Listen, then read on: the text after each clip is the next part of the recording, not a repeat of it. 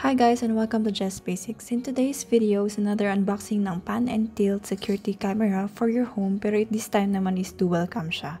So ito yung budget friendly, which is the V380 BQ2. Okay, so let's do the unboxing.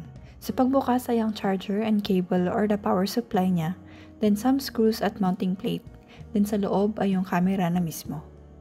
First time ko pala magkaroon ng dual cam na CCTV, kaya I'm very excited. So ito yung USB-C type na power input niya. And then sa baba, may groove para sa plate na ilalagay sa wall or sa kisame. Then ito yung stationary na camera niya. Then speaker sa likod ng main camera. Then dito sa ilalim ng lens, andito ang reset at lalagyan ng memory card. Okay, so sa setup na tayo. So meron dito sa manual kaya madali lang siyang sundan. Una, i-power on lang natin itong gamit itong power adapter at Type-C na cable niya. So pagkasaksak, may magbo-boot up process na ito. Then i-ready na natin ang V380 Pro na app. So download nyo lang ito at mag-register ng account kung wala pa.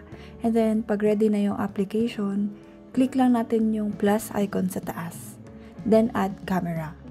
Now may options dito para mag-add ng camera. Ang pinakamadali ay yung pag-scan ng QR code na nasa camera. Then, i-connect na natin siya sa Wi-Fi na gagamitin niya. Then, after nyan, ibibigay na natin ang configuration sa camera by showing a QR code. So, ipoposition mo lang ito and may voice prompt naman if successful na siya. After nyan, hintayin lang natin ng ilang minutes hanggang matapos ang setup. Then, pwede na nating pangalanan at bigyan ng location. Then, pwede na nating ma-process ang device. So, ito ang itsura niya, split screen. Yung nasa baba, yun yung stationary na camera. And then, yung sa taas naman is yung movable. So, with regards sa video quality niya, malinaw naman guys.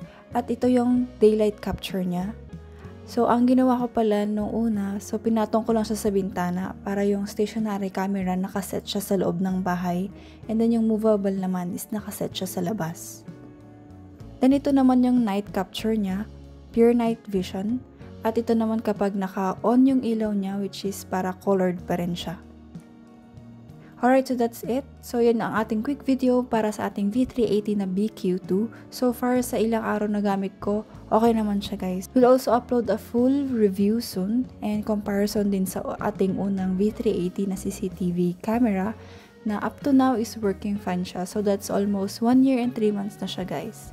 Meron tayong link sa description box if gusto nyo panoorin yung video na yon. And as always, we do have a link sa description box if you want to purchase this V380 BQ2. That's it for today's video guys. Thank you for watching. Don't forget to subscribe, click the like button, and share this video. Bye!